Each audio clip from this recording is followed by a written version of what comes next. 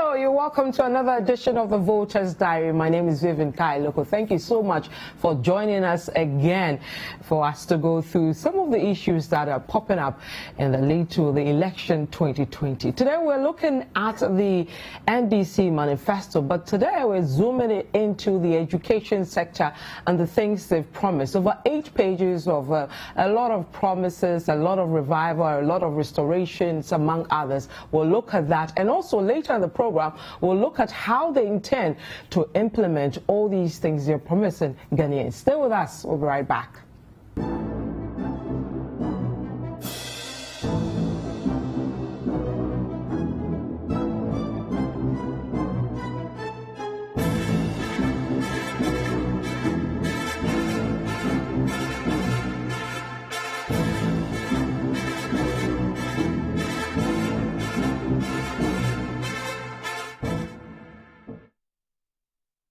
And you're welcome back to the Voters Diary. My name is Vivian Kai Lokko. As always, you can join the conversation. You just need to send me a message via WhatsApp on the number currently scrolling on your TV set. Also, you can send me a message via Facebook or Twitter. Just add #Voters Diary and I'll read your comment for you. And if you have questions as well, you can send them too. Today, I'm going to do this with 2 gentlemen. Nathan Kwao, he heads our research team here at Citi FM and Citi TV, and has been with us all week. Nathan, welcome. Hello. Thank you once again. And I have the returning Selam Adonu. He's not been with us since we started, but he was with us during the COVID period, and he's back today. And Selam is joining us to look at the manifesto with regards to the education sector. Selam Adonu, he heads our articles and features decks here at Citi FM and Citi TV. Selam, welcome. Thank you, Vivian. Good to see you. Good to see you too. Great. So guys, if we may, let's quickly delve into issues of education for the NDC's manifesto for the year 2020, and if they come into power for that 4 years and beyond, what they intend to roll out. Nathan, let me start with you. What are some of the things that have caught your attention with regards to education in this 2020 manifesto? Well, first, a few things. The NDC generally, before they even get into the specifics in their manifesto, they stated that in their mind, or per what they believe, education is tied to this country's forward march. So they feel that it's important to put a lot of emphasis on giving students essentially 3 things: reading, writing, arithmetic, and ensuring that these 3 things grow and become a key part of the drive to educate the Ghanaian child or the Ghanaian student. So the NDC in the manifesto, they've outlined several things. So the things that have caught my attention, the very first thing is how they've detailed. I was going to say, let's start with the document itself on education. So they look at things like teacher motivation. So they have a segment dedicated to teacher motivation. Then they zoned in on basic education, secondary education, tertiary, technical and vocational, TVET, and then special needs, legal education, and related matters, students loan and all of which that. Is gaining some prominence this election. So that's how the NDC has structured all its ideas and plans with regard to education. They want to look at the teacher, then they want to look at the pupil, student, or the person who is learning or getting that skill or that vocation, and they also want to look at how financially students will be able to go through school in relation to the loan, because of course students do access loans. It's existing now, and it will forever exist. To the best of my knowledge, students will always need money to go through their education. So that's my initial comment on what their plans are and how they've laid out those plans, and I find the layout quite interesting. So under teacher motivation, for example, their plan generally is to, like they say, put the teacher in a place of dignity, let the teacher feel respected, empowered, and capable of working. And so one of the things they want to do is to incentivize teachers who accept postings to rural and deprived communities. Okay, which is a big thing for teachers, and even for all of us, this conversation, not just teachers, doctors or health practitioners as well. The urban area is just, if you look at it really, Accra, Kumasi, Takoradi, and a few other. But really, there's a lot to be done in the rural areas. How do you get people to go there when there are no homes, utilities, challenges, and all that? And for a lot of people, that is the sticking point. Yes. It's not like people don't want to go and teach. People have gone through 3-4 years of training. They want to practice. but they feel that those conditions are not too good for them. It will affect their performance. They are going away to places where, like you're saying, there are no lights, no water, no accommodation. They struggle to find places. The teaching conditions are bad. They will not give their best. And overall, it's the students that will suffer. So I think that is important. So do they tell us how they intend to incentivize none these at teachers? all. The document does not state the how. It only states what they plan to do for the teachers. It goes on to say that they plan to train and motivate teachers and caregivers in special schools. Of course, we'll look at special needs education a little later. They talk about restoring the automatic employment of newly trained teachers, and that has also been a main thing. Teachers go through the training, and when they are done, they are not posted and all of that. Yeah, because I'm told there's now a new, initially, automatically, when you're done, you just select where you want to go, and then they put you through that. Now, after that, you do the licensure exam, you do your national service, and then you apply, but then the district will determine where they take you. So it's no more the quickly go into that. And talking about that, the NDC is stating clearly that they will abolish the mandatory national service and teacher licensure exam. And we followed that story. The licensure exam did not sit well with the teachers. They did not think it was good. And so they plan on abolishing that, the mandatory national service and the licensure exam for graduate teachers. And it's important to note, for graduate teachers.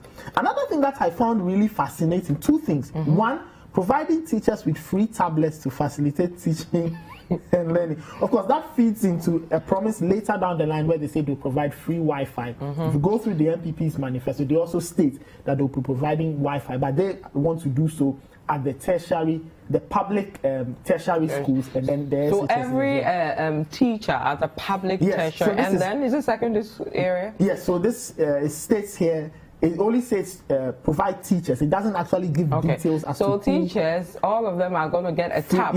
Free tablets to facilitate teaching and learning. Again, there's no how. There's no method of execution. And then the other promise that I found really interesting, collaborate with teacher unions to implement a special regime that allows teachers to own vehicles under affordable terms. So they want to let teachers own their vehicles under affordable terms. So what, they go for a loan, or they give them the cars at the cheaper? I don't have to give us the detail whether they'll work through the teacher unions, where you know the people who are in this group. If it's NAT or NAGAT or any other teacher group, then they work through them, liaise with the banks and provide something for them in terms of how they will pay off the cars and all of that. Again, we'll have to get better clarity from the NDC. And then they plan to reinstate the payment of responsibility allowances to teachers. Now, this will sound very strange to people, but the concept of the responsibility allowance exists, or it existed up until when this government came to power, for teachers who had additional duties. So you know that in certain schools, somebody could be a teacher, and the person could be a house mistress, house master, counselor, head teacher, those things. Now, those additional responsibilities were attracting some form of financial reward or remuneration. Now, I've been digging. Now, way back in 2005, per a story published by the GNA, head teachers were taking 10,000, some were taking 8,000 and all of that. Again, when I ask around, the information I get is that some teachers abuse the system such that if they were not at that level where, or let's say if you work at Citi FM primary school and you were the headmaster and you were moved to another primary school, even though you were not the headmaster there, somehow you are still earning, you are still taking that responsibility allowance. You know, so when this new government came into power, they decided to freeze it and then try and rework the system to see who was eligible, who was supposed to get, and who was not supposed to get. That is why the phrasing of this promise is important. Reinstating the payment of the responsibility allowance. So it gives you an idea that it did exist. And of course, it existed until just when this government came to power and they noticed the abuses in the system, and they decided to just put a freeze on that. But now, we're told that really, if you insist that you still want it, you can apply. Yes, if you still have additional rules. Yes, it is true. So sometime in June 2020, the GES opened applications for people to get these responsibility allowances. So for teachers who felt that they were doing additional work and they deserved it, you had to apply to ensure that the right people would get it, and to ensure that there was a kind of streamlining. So we'll have to wait and see why then we have reinstating and what is the current state of the responsibility allowances to teachers. I'm sure the GES or the Ministry of Education can give us a better answer as to what is the state of the responsibility allowance as it stands, and why would the NDC phrase their promise and say reinstate. So that's a bit of confusion there. But the concept of the responsibility allowance exists. It was happening. To an extent, it's still happening, but teachers have to apply now. So we just need better clarity on that. Okay. So these are the key things for you. So this, in terms of the teacher motivation. Teacher motivation. Okay. Tell them, anything catching your attention for the teacher motivation bit under the education part for the manifesto? Well, I think teacher motivation is an important aspect of everything. If, a lot of the time we talk about education in respect of infrastructure and in respect of the number of students or pupils who are enrolled, that is what we normally talk about and take credit for or take a bashing for. Oftentimes people have forgotten that key to that discussion is the teacher. Without the teacher, nothing really happens. So I think, and I've also heard discussions around the free SHS, teacher unions sometimes saying that their views are not properly incorporated into the program, and that everybody's forgetting about them. The double track, for example, how are teachers supposed to teach? Are they supposed to teach on both streams, etc.? So I think what the NDC has done in this manifesto, indeed, they have called it a people's manifesto. I think what they have done is to go to the people and see what the gaps are, and they've tried to fill in those gaps with a lot of the policy, the proposals they have made. So when you look at the education sector, as we have it generally, you see that they make promises of infrastructure. We've had discussions about inadequate infrastructure to some extent, and that is how come we're doing double track.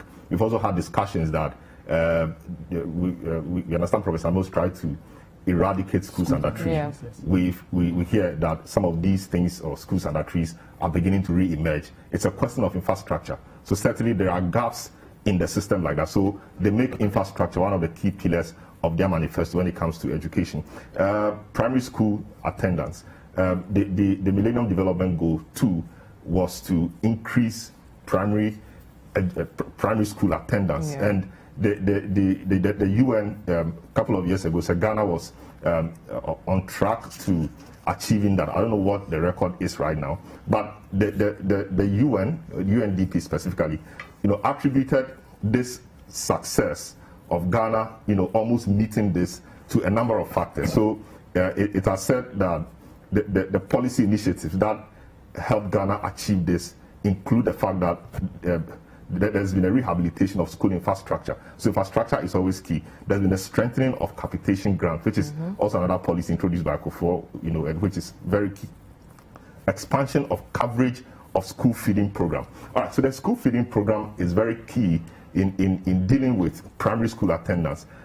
It was realized that oftentimes people don't go to school because they have to help their parents in the market or on the farm, etc., because of poverty, which was discussed at the AU level and spearheaded by NEPAD and a few others, was to ensure that students or pupils at the primary level or basic level had a hot meal a day, so that at least what they will eat will not stop them, will not be the reason why they won't go to school. But of course, that is just one hurdle. Now what happens if they go back home, what do they eat? But that's moving the discussion to another level. So a number of those things were mentioned, the provision of free school uniforms and exercise books, amongst others. When you look at these policies that the UN attributes Ghana's success in this area to, you realize that indeed governance is a continuum. All these policies we've mentioned, school feeding program, capitation grant, expanding coverage, free school uniforms, exercise, we realize that these policies have spanned, various regimes. So we have Kufuor's time, Professor Mills' time, John Mahamed's time. I think this document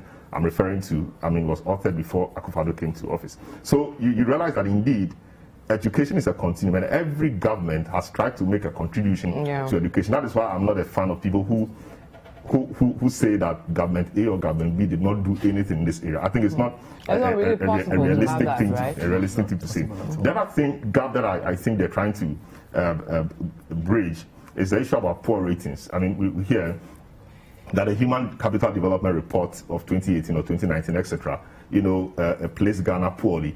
Ghana only came above Niger at 307 to 305 when the base was 300 or so, which was very poor. So they've tried to, when you go deep into the manifesto, you see it. They've tried to introduce things to suggest that government under the NDC will try to improve numeracy skills, etc., to improve that record. Yeah. So that was a gap they saw, perhaps through their engagement. Also, issue about the quality of graduates. We've had this discussion. There are things in there that they think when they do will bridge that gap or will address that difficulty when it comes to the quality of graduates produced. Free SHS, very fantastic program. Yeah. But of course, the NDC must have something to say so they don't lose out in a discussion.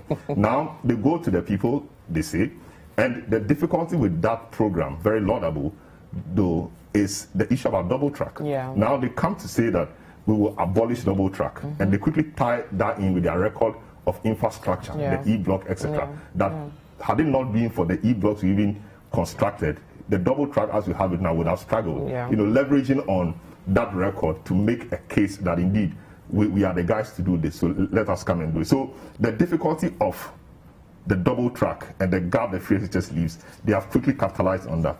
The relevance of education, we've often said that, you know, our education is lost touch with reality. I mean, what happens in the industry, etc. It's not really what we are equipped from school to do. They are seeking to, and they say in there that they will align, they will ensure that they introduce policies that will align with the human resource needs, you know, of the country and the development needs of the country, which means that perhaps they're going to introduce programs to make the education that we give our people tailor-made. So, for example, we've had many people, including Egbefebo and a few other people, say that even on the rig, we don't have welders. So we don't have enough welders properly qualified from Ghana to be able to work on the oil rig. So they have to look for some of these welders from neighboring countries, which is not a good thing to be said about our country.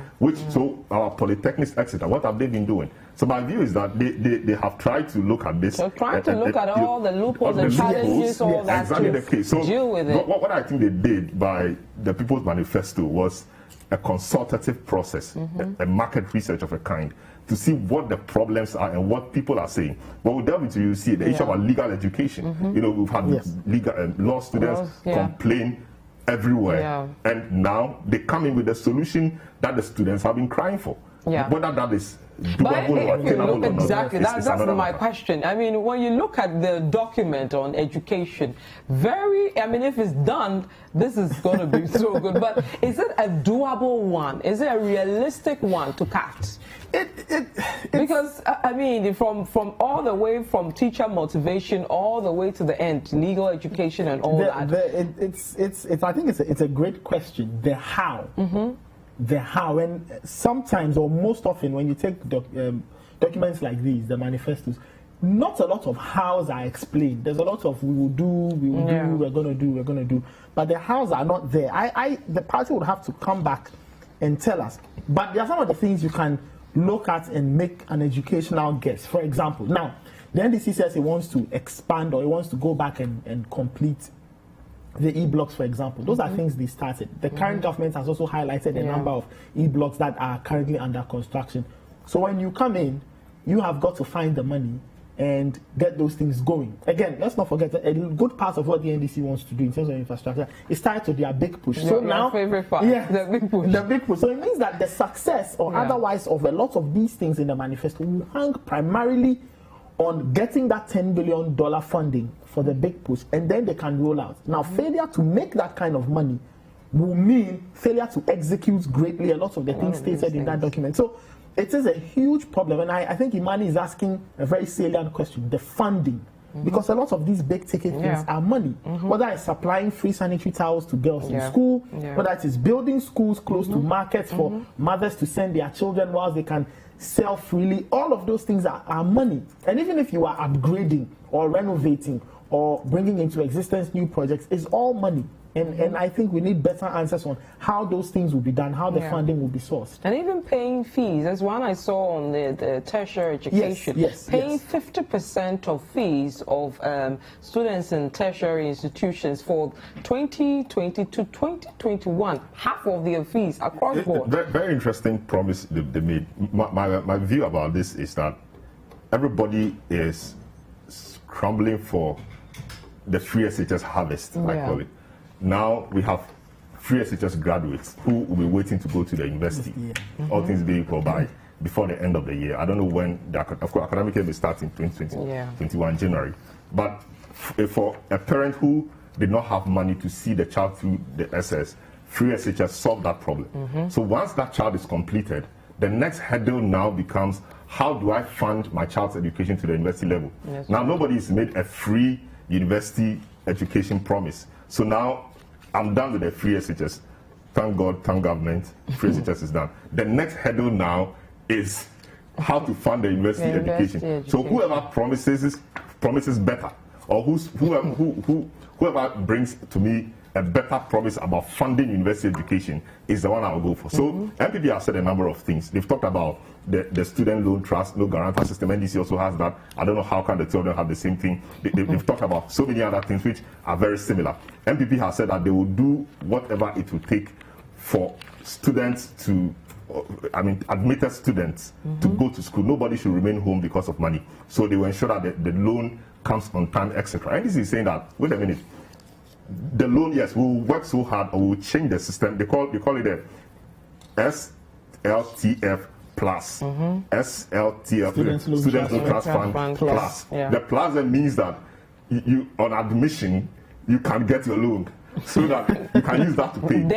Yes, so they are telling you that they will give you 50% off, and that 50% off, that's great. The remaining 50%, the loan approved for you. They can fast track the process for you in the plus proposal, and then you get your money, and then you pay your fees, and then you enter the school. So I think it's a scramble for the free SHS harvest, or the products of the free SHS, because now they are registered. About 1 million or so of them are going to vote for the first time. A lot of them are from the free SHS system. Now that's a lot of votes. So whoever comes with a superior policy or program, I think will win their vote, and I think that's what the two sides have been trying to do. So it's an interesting thing. One other thing that caught my attention has to do with TVET. During the MPP manifesto launch, the president spoke quite a lot about education, and he mentioned free SHS, and I was wondering why every time he mentioned free SHS, he added free TVET. So only to realize that after the NDC was hoping to capitalize on the TVET thing, so that if it's just free SHS, and there was no mention of TVET, even though page 54 or so of the MPP's manifesto says that TVET is free, and so they give some numbers. Now NDC is saying that TVET, yes, will be free, even to the tertiary level, so that when you even finish the SHS thing or the TVET level at the secondary level, when you go to the university or the tertiary, maybe polytechnic or something, TVET will also be free. So yes, ours is a proper free TVET, not like the other people are offering. You know, so I kind of now understand why the president was always, adding TVET anytime he mentioned free SHS, so that it will register on people's minds. And indeed, if somebody comes to promise you free TVET, we know it exists already. It's just like somebody comes to promise you free SHS today, because it already exists. So I'm sure going forward from the MPP, we will begin hearing a lot more of SHS plus free TVET. Anytime free SHS is mentioned, free TVET, so that people know that it's a package. So that was an interesting thing. Those are your key things. I think we can now move to some of the sectors that they segmented their manifesto around for the education part. And basic education, now they are looking at doing a lot, and one thing that has caught my attention is they're saying that they want to expand the comprehensive sexuality education from the curriculum, which was a big discussion. Again, that's a gap. Should I call it a gap, or something that the people, by people I mean a lot of people openly, objected to. We saw the uproar, we saw the revolt around it. So I don't really know how come that discussion didn't get favor with the people, because normally we say that, in fact, if you are teaching your children about menstruation, it's part of the sexuality education. Maybe the way it was framed, the name given to the program, or the course or the subject. And if you remember, the things that popped up in the social media conversations. So that got a lot of parents thinking, got a lot of parents on the edge. So that is saying here that we will not even entertain it at all. We are not entertaining it at all. So we will expunge that thing from the students' curriculum. We don't want it. So that thing here, I think the aim of it is to appeal to that section of the Ghanaian public that raised a lot of issues about the presence of this comprehensive sexuality education from our school curriculum. And I thought we were told that that discussion had been put on the back burner. Exactly. So I don't know whether it's found its way into the system again, for which reason the NDC is promising to expunge it. I'm not sure. I think we'll have to find out.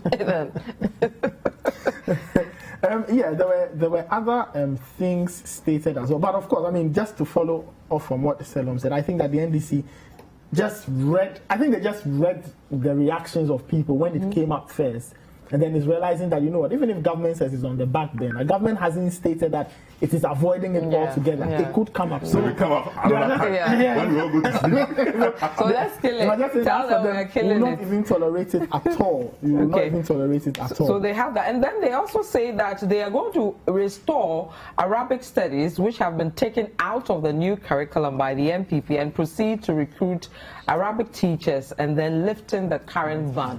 That also ended up with issues of remuneration when they started. At a point they complained that they were not being paid and all that. So that's also interesting that they are trying to pull this one. It's surprising to me actually, because this was a big part of the MPP manifesto in 2016. And I clearly remember Mustafa Hamid pushing for it. I mean, arguing it out as a very important part of the whole educational system. And indeed, he made the point that even Arabic to some extent was more important than many of the international languages we have. So I'm surprised that given how forcefully they pushed that promise, that is the MPP, things haven't worked so well in that area. Now NDC is promising to do it. If you go to the MPP's 2020 manifesto on Arabic, now this is what they promised. They said we're going to introduce Arabic as an optional language. 2016 or 2020? I'm just doing a comparison. To be taught and examined at JHS and SHS levels. So this was what they promised in the 2016 manifesto. Listen to what is written in the 2020 manifesto. It says Arabic has been included in the ongoing JHS and SHS curriculum review. Now that hints that probably it is not fully part of the curriculum. It is part of the review. Now when that review is completed, Arabic will be introduced as an optional subject. So you get the sense that it is not fully integrated into the current curriculum as we have it. It is undergoing a review, and it will even be added as an optional subject. Meanwhile, the NDC is saying that they will restore Arabic studies, which has been taken out of the curriculum by the MPP, and they'll proceed to recruit Arabic teachers, and then in doing so, they will lift the current ban. So I think they've looked at the situation, found a possible loophole, and they are throwing that option at the people who are also that have these interests at heart. And like Salon mentioned, it was a key part of the MPP's campaign in 2016, where they said that Arabic had to be part. I remember, like you said, Mustafa Hamid was. If you go through the document, they stated clearly that they wanted Arabic to be part of it. They wanted the teaching to go on and all of it. So, but how realistic was that in the end? It turned out when, for example, you have certain schools, the mission schools or areas that they are, and then even the students themselves, the interest there, and then the availability of the teachers. So, for example, if you are in a mission school, generally the interest wouldn't be Arabic. If let's say it's a Methodist school, and then maybe 2 or 3 people who will want to do that. Can the schools afford to have just one person dealing with the three? All these issues came up, and really it turned out that we couldn't really do that. But for areas where there was a need for that, it still should go on. Yes, so I think the MPP promise is to make it an option. Yes, they are trying to make it an optional subject. So they make it an option, so that the way science, you could do biology, physics, chemistry, maths, or biology, physics, or physics, chemistry, maths, geography. Where you have geography and biology as the options to choose, that is also going to be available. But what I also foresee is that, like you mentioned, the mission schools, of course, Arabic is a language like any other language, but because it is a language predominantly spoken in Islamic countries, and indeed Arabic being a key part of that religion, maybe mission schools will want to be a bit shy away from. So what they will do is, as it is in some schools, so some schools, for example, do not offer business or do not offer science or do not offer government or in the general arts combination, there is no government. So, but there's government in other combinations in other schools. So before you get to that school, you will know that, okay, this school doesn't offer government. So if I'm interested really in government, that's not the school for me. Yes. So I think that's the kind of thing they're going to do here. So if it's a mission school and they're not interested in studying Arabic, of course, right from the onset, when you have to find out before you go, you realize that Arabic is not part of the options. Yeah. And I don't know how it's going to be. Yeah. I don't know if it's going to be a core subject. Okay, once it's optional, then it will be an elective. Okay, so I think that's how it's going to play. But certainly for areas in Ghana dominated by Islam, I'm sure it will be a hot cake for a lot of them, especially and that's already a given in the Islamic schools. They have Arabic as part of and you mentioned whether we will have the teachers. I think there are teachers because we saw and heard demonstrations by those teachers that they were not properly remunerated or paid. So it means that they are there. It's just a matter of getting them into the mainstream or getting them to the system properly, so that their remunerations etc. could just be as other teachers, so that they are part of the mainstream, and that will be seamless. Okay, I think we should move to secondary education. Yes. Very interesting one over there. Abolishing the double track system. That's a big one. Of course, that's not too surprising. Looking at the issues that came at the start of the rollout of the free SHS. Remember, we did several stories of schools who didn't have enough classrooms, not enough chairs, and all of that. And of course, like Senom indicated earlier, the NDC, just after writing that, they go on to say they will complete the abandoned structures and the abandoned e-block. So they are just making a point that if we had more schools, we wouldn't be doing double track anyway. And for them, they feel that the double track kind of distorts the path through secondary education. You go to school for a bit, you come home, you go back, and all of those things. But the abolishment, do we know whether it's going to be immediate? Because if your infrastructure is not ready, and you immediately do that, really? Yes, of course, it doesn't tell us when it wants to. It states clearly it wants to abolish. And I think it's a great question. If you are abolishing, meaning that we are going back to the system where everybody's going to school at the same time. All those students will need classrooms. The challenge with the free SHS as this stand is a simple number of more students, less classrooms. That's why they've done this the double track or the rotation. So I think the NDC will have to think about this clearly. If you want to abolish, that's okay. But you have to abolish at a point where when you write that law and you say, you know what, no more double track, then students are not going to rotate. You have enough classrooms to serve all of them. And these days, the SHSs have high numbers. Because of the free SHS, people are coming from JHS, they are entering, it's free, the numbers are doubling and tripling, and you need to meet those demands, especially with the number of classrooms that you need to have available. So I think in terms of spaces, I think point B, under the SHS, the secondary thing, gives some clues. So expand the free SHS program to cover students in private senior high schools in underserved or deprived areas. You recall that when the whole discussion about the free SHS thing came up, the private schools were not happy because why should I go and pay a lot of money to a private school when it is free here? And it's not like the private schools at the secondary level have a better standard than the government schools, So so the private schools complained that they were being taken out of business because nobody would want to come, and so some of them were closing, which was a problem. So there were jobs being lost there because teachers, private school teachers, were not going to be engaged because the students were all rushing to the free SHS. So now what NDC is saying is that for areas where there are no secondary schools, government secondary schools, but there are private senior high schools. We will work with them. We will work with them. Maybe we will have some terms or some arrangements with them, and then we will pay them some money so that they can also continue running business. And all those students who would have rushed to government schools to congest the place, hence double track, they would go to those other schools, and then the pressure on the government schools would reduce. Like Nathan said, after the point about abolishing the double track, they quickly followed by saying we'll complete abandoned structures for secondary and technical education, including abandoned blocks, etc. About the timing, I don't know how it's going to work because it's not like you can build a structure in a day or a few months. It will take time. So again, I'm sure they will hide behind the fact that it's a 4-year mandate. What matters is that we will do it. And so maybe give them about 2 years or 3 years. And it's not as if you even complete all the e-blocks we have. Well, they promised 200. 200. I don't know how many of them are at various stages of completion, as the politicians say. I know they completed about 40 or so. Yeah. MPP says they've completed about 20. I don't know what happens to the 140 left, whether they have been started or we just had shortcutting. Yeah. And they are, I don't know what that is. So they need to tell us how many of those we have started and at what stage they are, so that we'll be able to make a determination whether they can finish building those in the period, in the period, a year or two, to allow people to go back to school. But indeed, the FBO has also said that double track in a few years will be a thing of the past. Yeah. You know, just that, I mean, we've not really heard much. Yeah, neither.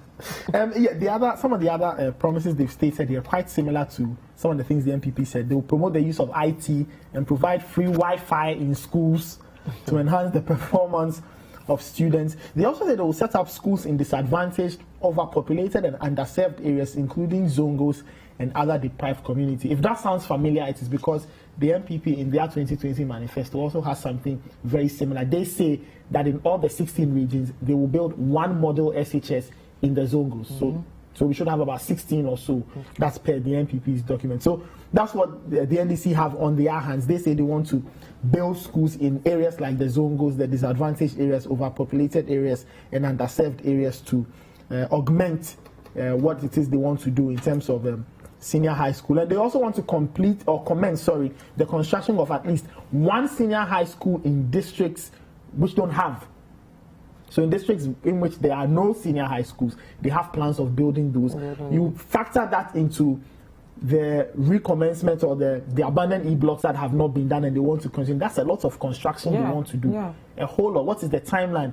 Again, if you marry that to the abolishing of the double track system, how are they going to accomplish that? When will that happen? What are the timelines? You need to have the classrooms first to abolish the double track, because if you abolish and the students are out there without the classroom, that's a really counterproductive measure. Yeah, and then there is something that caught my attention under the secondary one is the provision of free tablets loaded with relevant content to facilitate teaching and learning. You know, the NDC, I think, is it 2012 or so, did the free laptops, and there were a lot of issues around that. We don't know this time around how they intend to go around this free distribution of tablets. So it'll be interesting to see how they intend to do that, and whether this time around we wouldn't have that much, issues. Because it was a political, even used during the campaign. Where the better Ghana laptops. Yes, that's what it was part of. I mean, the RLG, issues, and some of those laptops had a coat of arms on them. Some had President Mahama was then president. So President Mahama on it, etc. Which was a bit.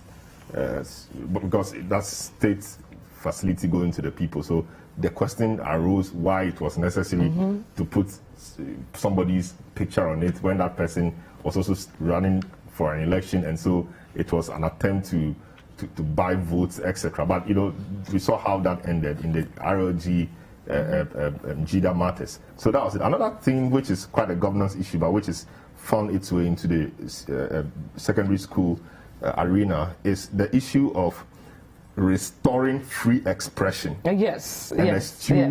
Intimidation among stakeholders. What's going on over there? When the free expression started, I mean, the government didn't take kindly to dissenting voices. So there was this incident about the headmaster at La Presse or something, who said a few things about the program. He said he was saying it to better the system.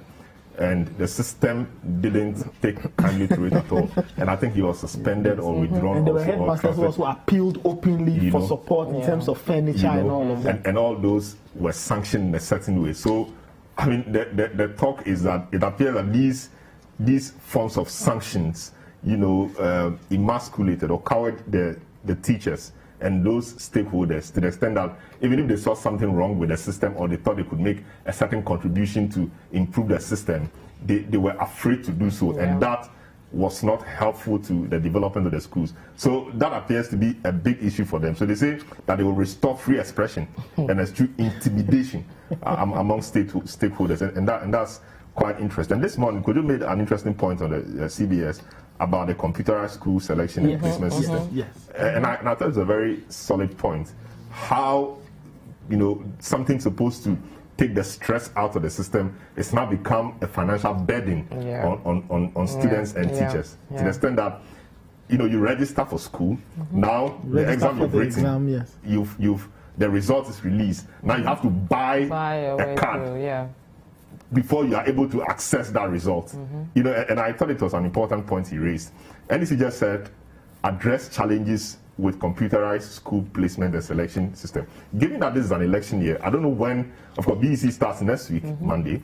I don't know when their results will be out. I don't know whether the results will be out and placement done this year before they go to school January.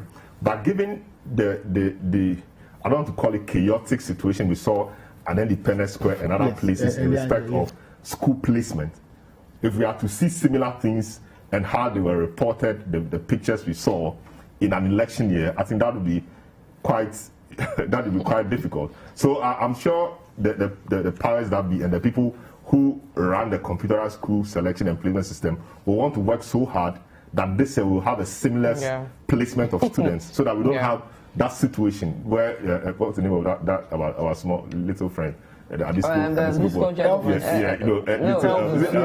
Who was Is it Elvis? Yes, Okay. That's where he was born. So that situation was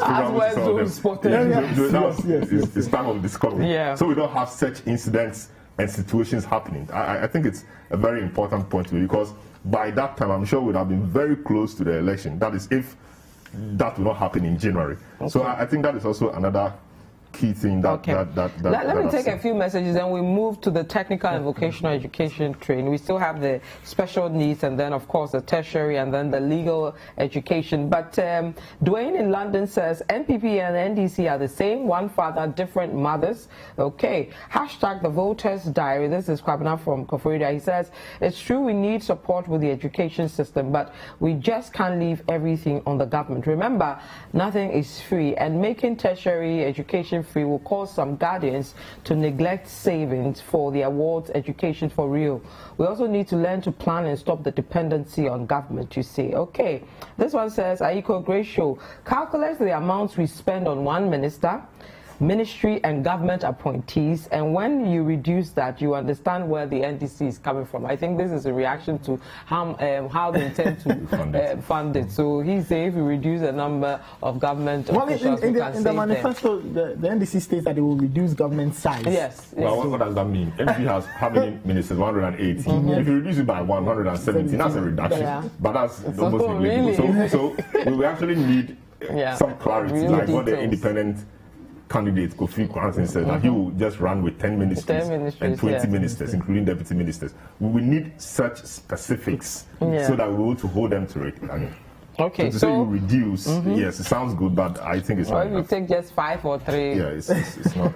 Okay, technical and vocational education training. Yes, TVET. TVET is, like Senom said, every time the president mentions free SHS, he adds free TVET. So the NDC says they'll be providing free technical and vocational education at the secondary and tertiary levels, and they want to implement a free national apprenticeship program by establishing centers in TVET institutions in districts to provide free training and sponsor youth for free apprenticeship training with certified master craftsmen or women. Quite interesting. But another promise that I found interesting was that the NDC says it wants to rebrand TVET to promote interest and acceptability among the youth as a program of first choice and provide incentives for TVET students and instructors. I find this interesting because as a country we are all to blame for this.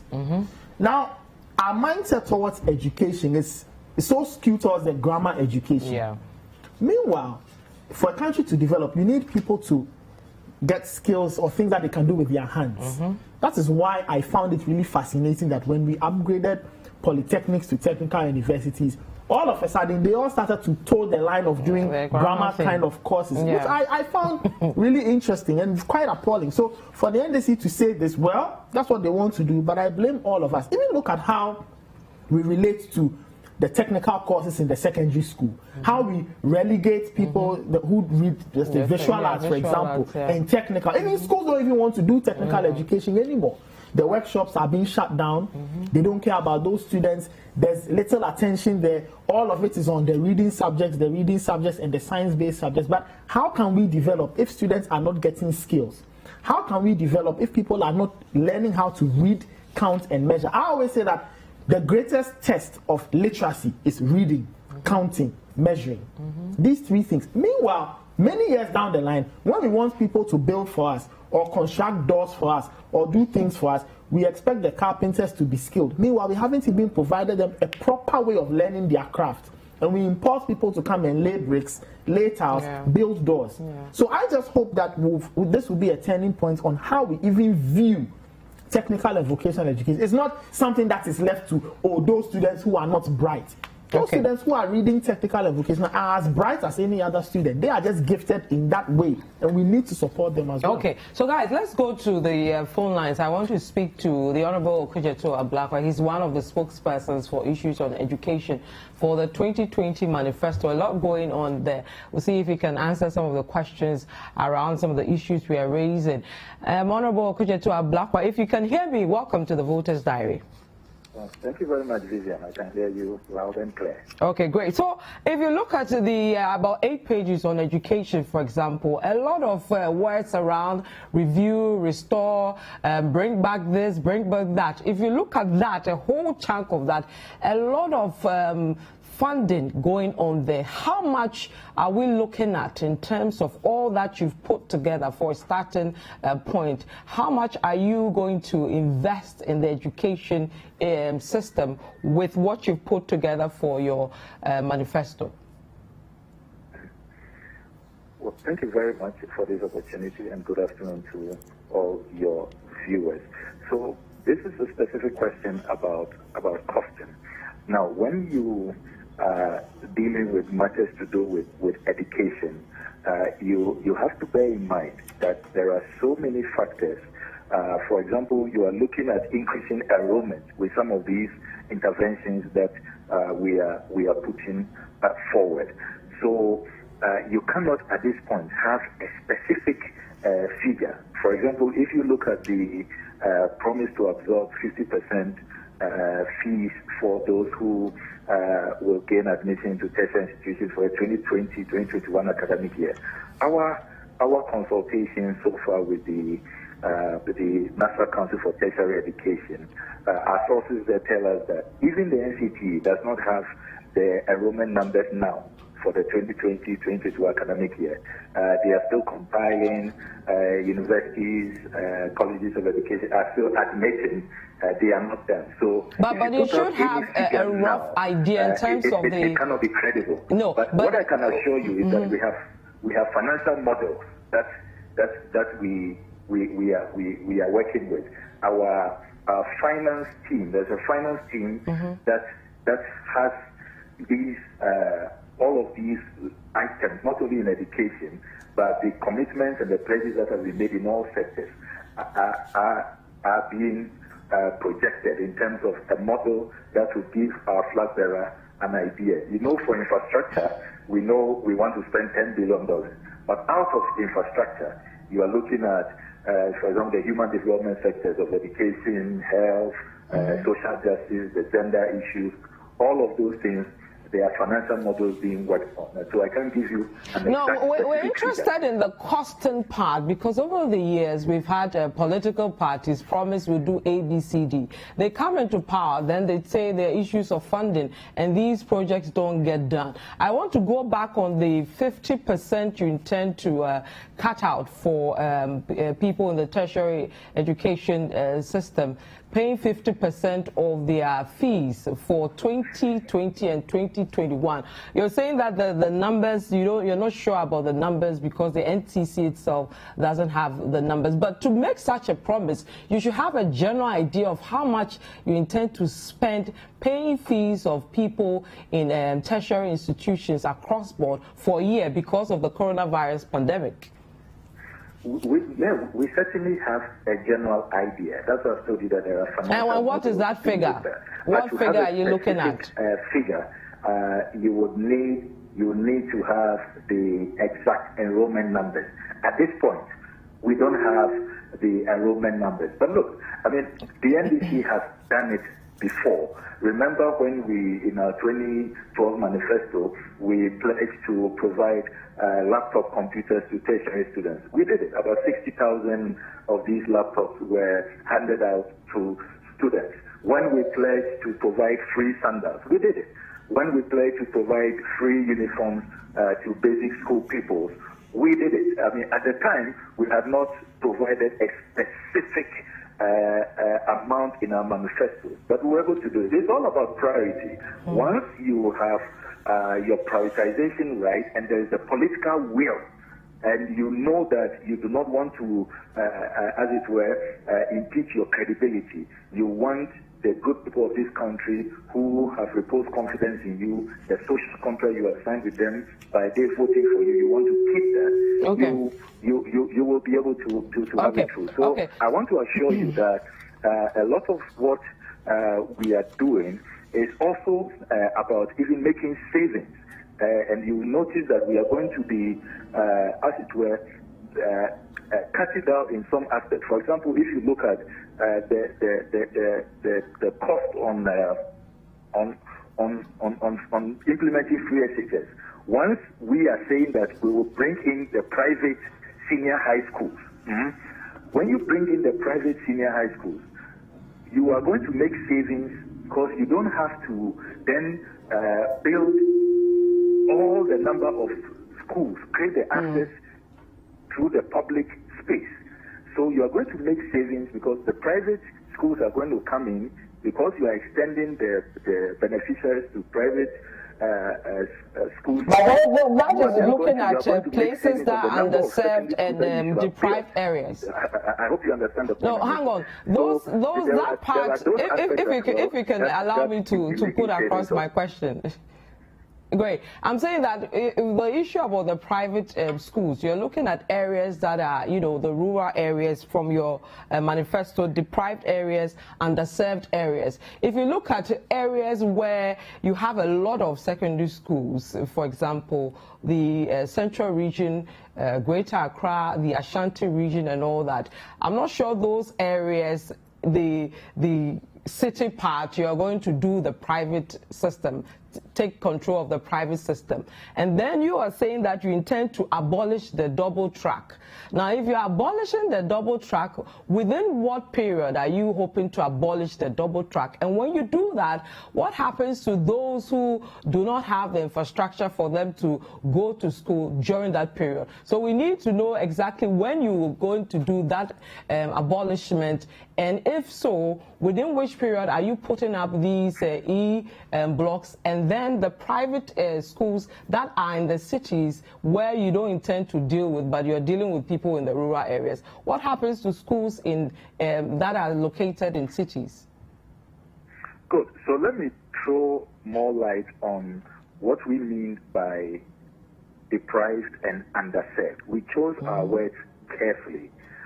Deprived, yes, we are talking about the rural parts of our country where we will have to ensure that private schools in there, like you take Mansec, for example, the National Senior School has been a private initiative for many years, since the 1980s. They are not under free SHS. We are going to rope them in.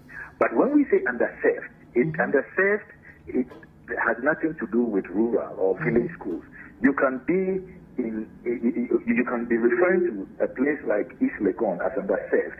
What we mean by underserved is that you don't have adequate supply of senior high schools to take care of the numbers, the cohort of students who must be enrolled.